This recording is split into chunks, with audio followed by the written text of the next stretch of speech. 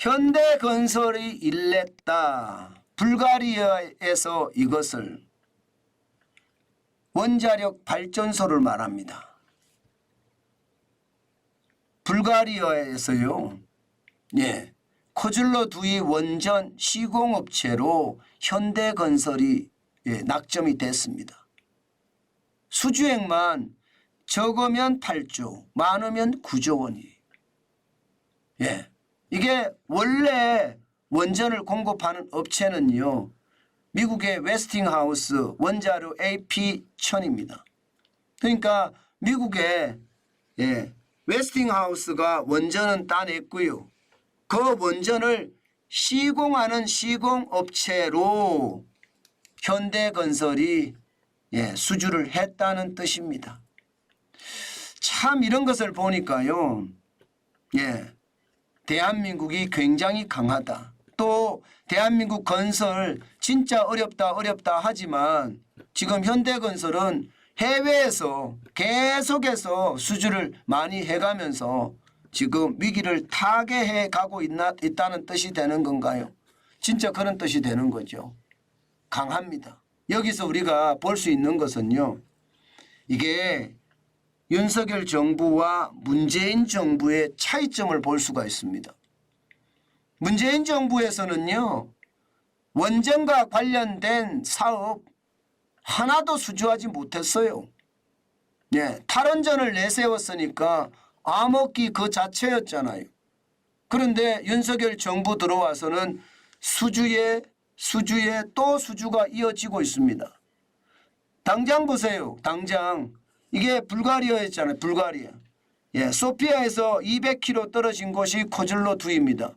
여기가 추가 원전 예정지인데 2기가 건설이 됩니다. 2기. 여기에 건설은요. 현대건설이 맡았다는 뜻입니다. 그러면 앞으로 불가리아만 원전을 건설하겠습니까? 트리키에는 안 하고 그리스는 안 하고 세르비아는 안 하고 루마니아는 안 하겠습니까? 아마 그렇게 되면 이제 우리가 시장을 점점 넓혀갈 수 있다는 뜻도 되는 건가요? 저는 그게 가능할 것 같아요. 사실 말입니다.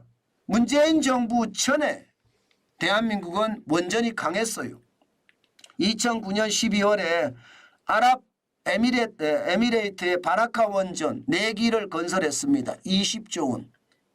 그런데 문재인 정부 기간 동안에는 탈원전 암흑기가 엄청나게 심각하게 됐었습니다. 그런데 윤석열 정부가 태동하고 나서는요. 경제가 점점 좋아졌죠.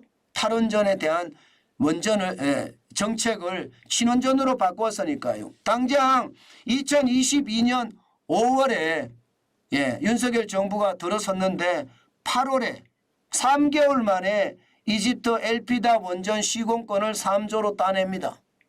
그리고 말입니다. 그해 10월에는요.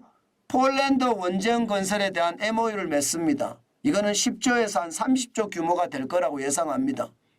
그리고 2023년 작년이에요. 6월에는요. 루마니아 3중 수소 제거 설비 건설을 따냅니다. 이것은 2,600억 정도 됩니다. 그리고 작년 10월에는 루마니아 체르노보다 원전의 리빌딩을 1조에 따냅니다. 그리고 지금 불가리아에서 코즐로두이 시공을 따낸 겁니다. 금액이 8조에서 9조 정도 말입니다. 어떻게 생각하면 이제 대한민국이 뭔가 자리를 잡아가고 있는 것 같죠. 저는 자리를 잡아가고 있는 것 같아요. 그 이전 박정희 대통령, 전두환 대통령, 노태우 대통령, 김영삼 대통령, 그리고 김대중 대통령, 노무현 대통령 이렇게 쭉 오면서 말입니다. 진짜 많은 사람들이 대한민국 원전을 이게 만들기 위해서 갖은 노력을 다했거든요. 박근혜 대통령 시절까지 말입니다. 어쩌면 말입니다. 지독하게 노력을 했어요. 지독하게. 그래서 원전을 한국화를 시켰고요. 대한민국 원전이 세계 넘버원이 될 정도로 성장을 했던 것도 사실입니다. 그런데 이것을 말입니다. 한순간에 대통령 한 사람의 권력으로 탈원전을 시작을 하면서 다 망가뜨렸습니다. 그 당시에 대통령의 지지율은 40%가 약간 넘은 정도예요. 그래서 대통령이 된 거예요. 그런데 전 국민은 탈원전 하려고 하는 사람들이 과반수를 저는 넘지 않았다고 봅니다. 그런 상태인데도 불구하고 국민의 의사도 물어보지 않고 마음대로 탈원전했습니다. 이것은요 권력 남용이라고 저는 생각을 해요. 분명히 저는 권력 남용이라고 생각합니다. 수많은 국민들, 수많은 국가 지도자들이 희생해서 탈원전 기술이 아니라 원전 기술을 확보했는데 탈원전 정책 한 방에 우리 원전을 죄송합니다. 이런 표현 쓰겠습니다. 개박살 냈잖아요. 그런데도 말입니다. 죄송하다는 말 한마디 없어요. 그런데 이것이 말입니다. 우리 원전 산업에 종사하는 사람들은 최악의 상태가 됐거든요. 저는 이런 것을 보면서 대통령을 잘못 뽑으면 나라가 어떻게 되는지 솔직히 봤다고 생각해요.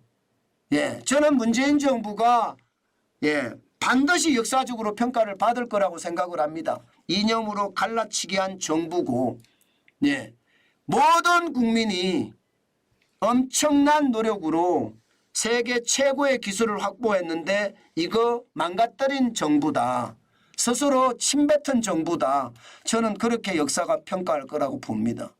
그만큼 말입니다. 나라를 위해서 또 국민을 위해서 정부가 존재해야 되는데 그들 세력만을 위해서 존재했다는 느낌 저는 진짜 많이 들거든요.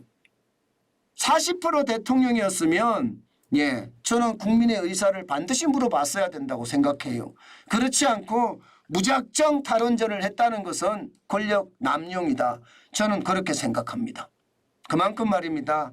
상황이 진짜 나빠졌다는 거예요. 다행히 말입니다.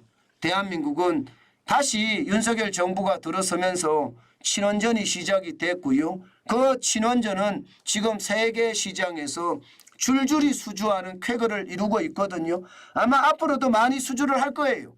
폴란드에서도 적어도 말입니다. 6기에서 8기를 짓는다고 하죠. 사우디아라비아는 2기를 짓는다고 합니다. 그리고 체코도 1기 내지 2기를 짓는다고 하고요. 지금 영국도 원전을 다시 짓는다고 합니다. 그렇다면 여러분 대한민국은 앞으로 친원전도 가장 안전한 친원전으로 가면서 세계에서 위상을 더 높일 수 있는 그런 계기가 돼야 되고요. 특히 SMR이라고 소형 모듈 원전 말입니다. 이것은요 세계 최고의 기술을 가지고 있거든요. 이것 빨리 상용화해서 세계 시장에서 다시 한번 우리 기술로 우뚝 서는 것 저는 반드시 이루었으면 좋겠습니다. 다시는 말입니다. 조상들이 만들어 오고 선배들이 만들어 왔던 그 좋은 기술 사장시키는 일 절대 있어서는 안 될 거다. 저는 그렇게 생각을 합니다. 제가 탈원전 할 때도 여러분들에게 진짜 말씀을 많이 드렸지만 목이 터져라 외쳤어요. 적어도 말입니다. 국민의 이야기에 조금만 저는 귀를 기울여 줬으면 이렇게까지는 되지 않았을 거다. 저는 그렇게 생각합니다. 제발 국가 지도자들이 정신을 차려서 대한민국이 경제 강국을 오래 유지할 수 있도록 노력해 줘야 된다. 그 말씀 강조하고 싶습니다.